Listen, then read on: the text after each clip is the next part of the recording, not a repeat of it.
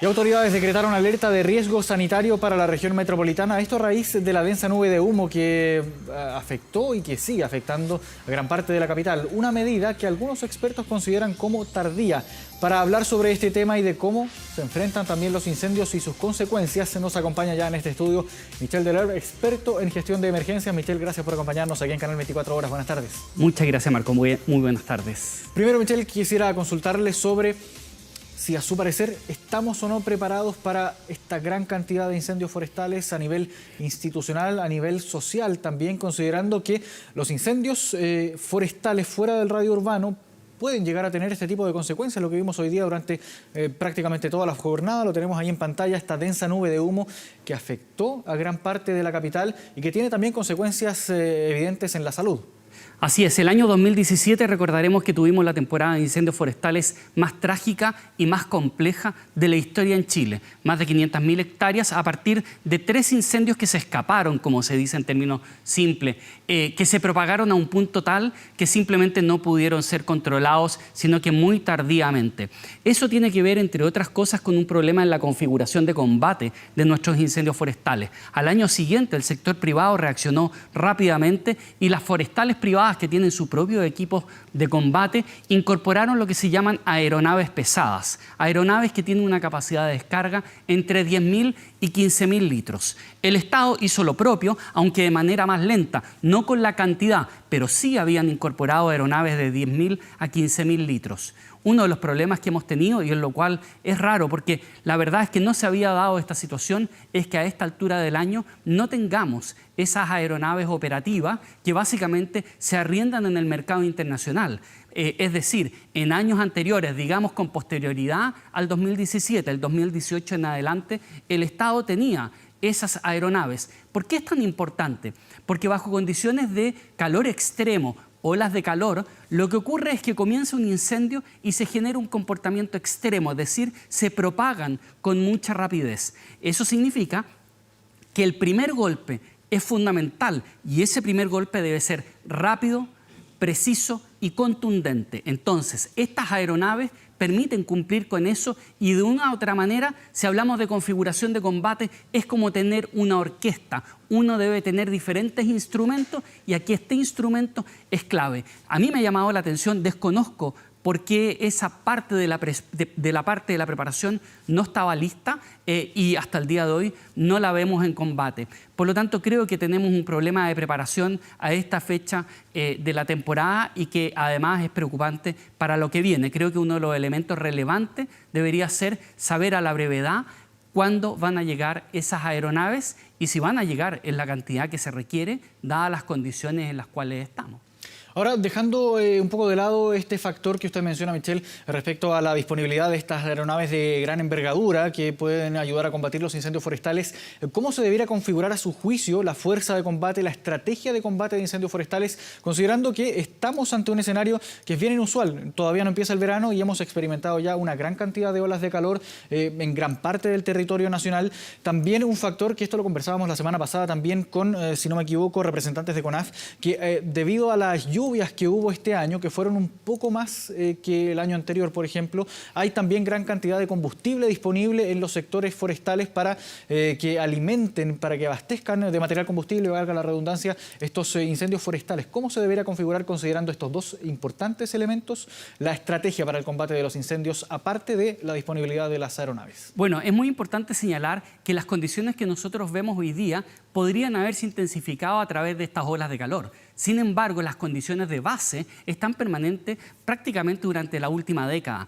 Tanto es así que las cifras de nuestras temporadas forestales lo señalan. Entre el año el año 84 y el 2013, solo una temporada superó las 100.000 hectáreas. En los últimos 9 años, 5 temporadas han superado las 100.000 hectáreas. Es decir, estamos hablando de que las condiciones de sequía, sequedad, disponibilidad del combustible, básicamente la relación que hay entre el cambio climático expresado en clima extremo, altas temperaturas e incendios de rápida propagación es algo que no es inusual. Son las condiciones que sabemos y esas condiciones están relativamente fijas durante la última década. Por eso llama la atención la lentitud que hemos tenido como Estado en términos de esa configuración de combate que requiere personal en tierra, requiere maquinaria, requiere también aeronaves de diferente envergadura y que van desde las aeronaves pequeñas a medianas, que son capaces de descargar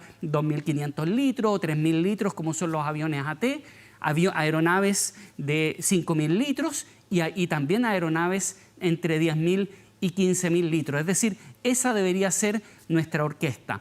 Ahora, creo que hay otro elemento que es fundamental.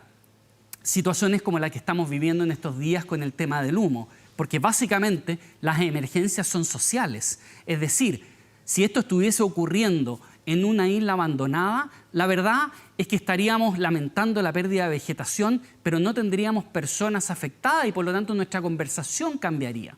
Los desastres naturales no existen, los desastres son sociales y por lo tanto la pregunta también que quisiera responderte es respecto del tema del humo y cómo manejamos y gestionamos la emergencia en su totalidad. No solo en lo táctico, sino que también en lo social, porque básicamente es ahí donde está el gran impacto.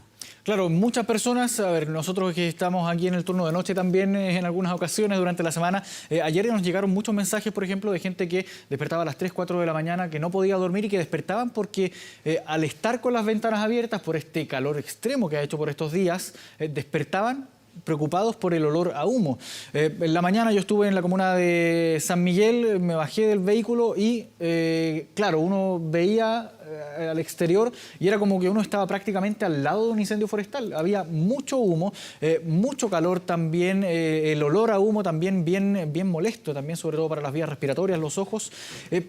¿Cómo ha, a su juicio, actuado la autoridad sanitaria, por ejemplo, para activar esta alerta de riesgo de emergencia sanitaria que se activó por este humo? ¿A su juicio fue tardía quizás, como dicen algunas personas? Sí, absolutamente. La verdad es que hoy día existen el conocimiento. Hace mucho tiempo, antes se hacía de manera manual. Se tomaba una carta, se veía el mapa, se calculaba la proyección, la velocidad de propagación del incendio. Pero hoy día incluso existen software, existen sistemas, modelos matemáticos que permiten anticipar no solamente la velocidad y la progresión del fuego, sino que también la velocidad, los componentes incluso que puede tener una pluma y la dirección de la pluma. No sé si el director, aproveché de ver de reojo que mostró una imagen satelital con la proyección del humo, quizás podría explicar además otro fenómeno, esa misma que está ahí. Por ejemplo, si tú te fijas, esta proyección que hay de humo ya te señala, entre otras cosas, y uno puede anticipar, viendo esas imágenes,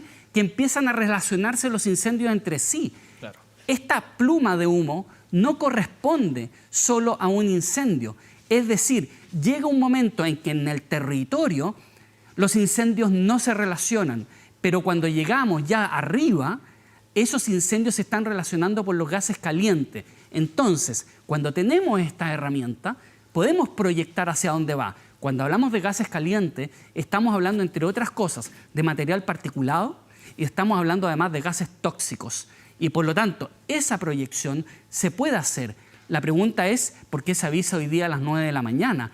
Eso, entre otras cosas, tiene que ver con la fragmentación de nuestro sistema, donde cada institución opera por su lado y básicamente siempre estamos llegando tarde. Y por lo tanto no estamos frente a una cultura de anticipación. El día de ayer, básicamente ya se podría haber empezado, a lo menos, mira, uno podría cuestionar incluso entrar a debatir las restricciones, no así las recomendaciones.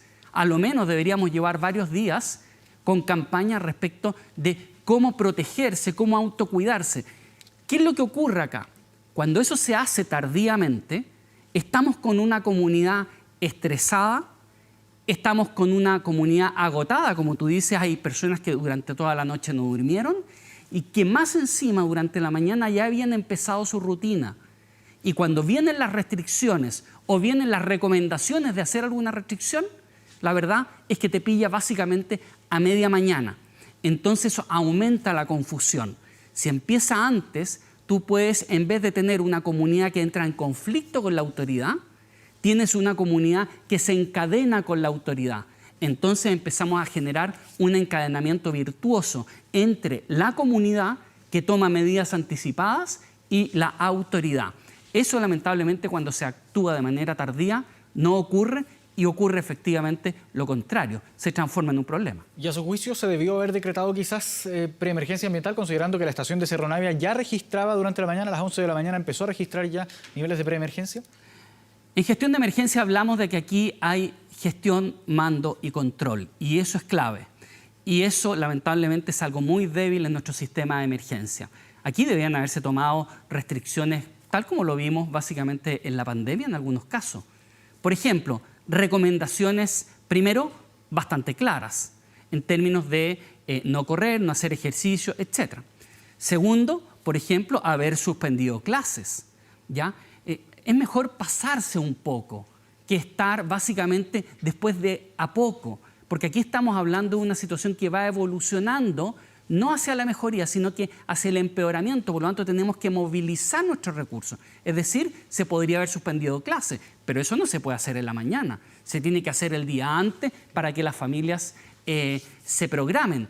Cuando además entregamos esas medidas el día antes, el empleador con el empleado pueden ponerse de acuerdo y tomar las medidas de coordinación que permita que el sistema se ajuste, pero el sistema no se va a ajustar entre las 9 de la mañana y las 12, se va a ajustar entre la tarde de ayer y la noche probablemente.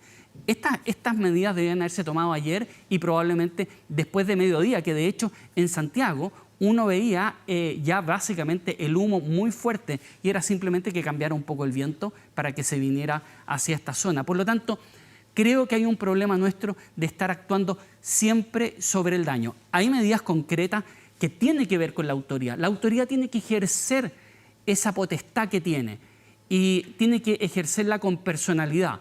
Por ejemplo, se deberían haber suspendido las actividades de los gimnasios. Lamentable, hay negocio, hay actividad ahí, pero básicamente lo hicimos en la pandemia, perfectamente podríamos haberlo hecho hoy día. Podría haberse cerrado, por ejemplo, el acceso al parque metropolitano, donde mucha gente hoy día a las 8 de la mañana, 8:30 de la mañana o 9, fue a andar en bicicleta, fue a trotar y de hecho no se enteró básicamente de la situación en la cual estábamos. Por lo tanto, creo que ahí tenemos déficit, tenemos problemas que se arrastran hace mucho tiempo y que se requiere autoridad y liderazgo para modernizar un sistema de emergencia que la verdad está más que obsoleto.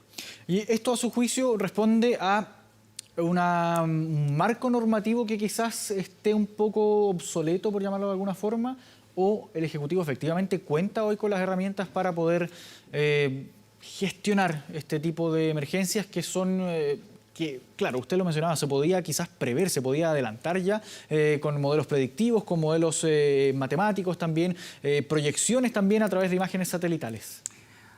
Nosotros tenemos un problema de esta inercia que básicamente cada gobierno va heredando del gobierno anterior y tienen 4 años y básicamente 20.000 prioridades más y no se corrigen porque básicamente las emergencias se abordan sobre la base del daño, el gran daño. De forma reactiva. De manera reactiva. Funcionamos sobre el daño y no solamente sobre el pequeño daño, porque básicamente ayer había daño. Nosotros funcionamos sobre el gran daño y por lo tanto eso es bien complicado.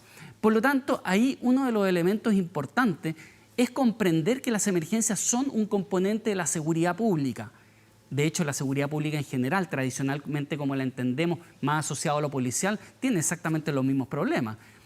La seguridad pública es protección y bienestar.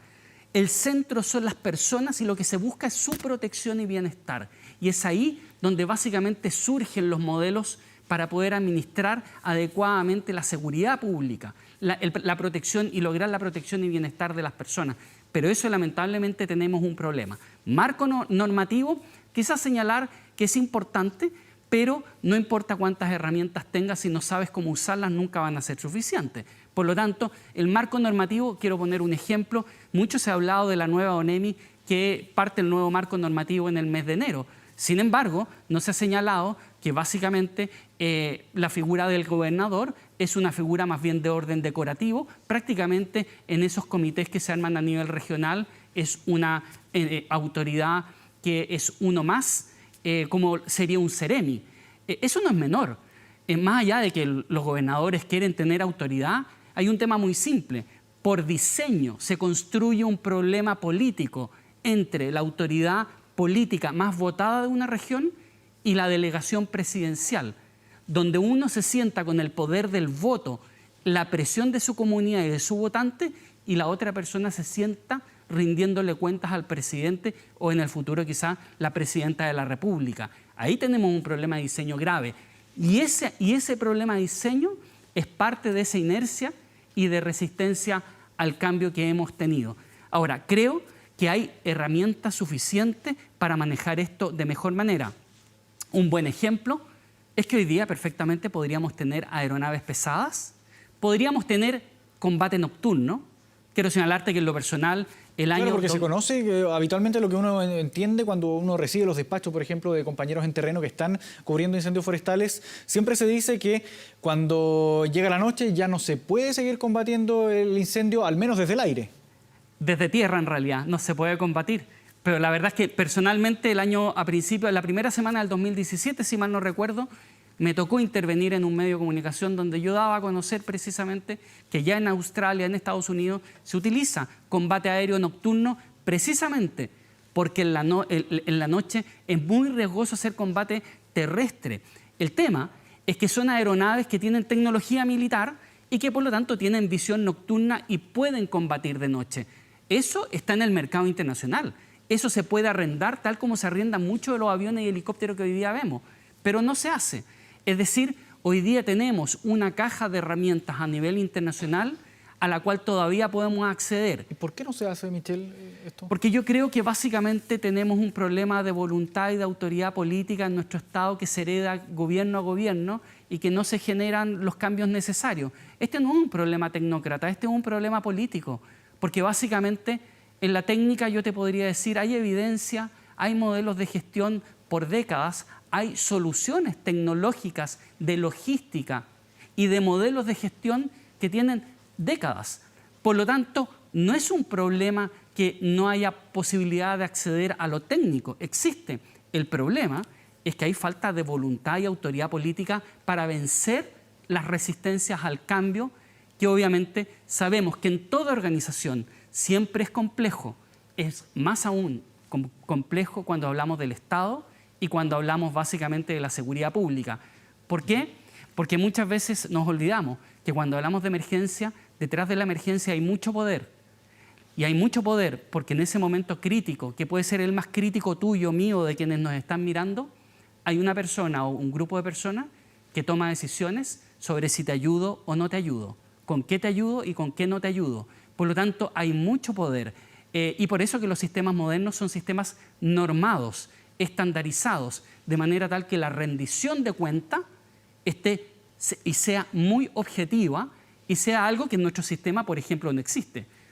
Cierro mi idea con esto.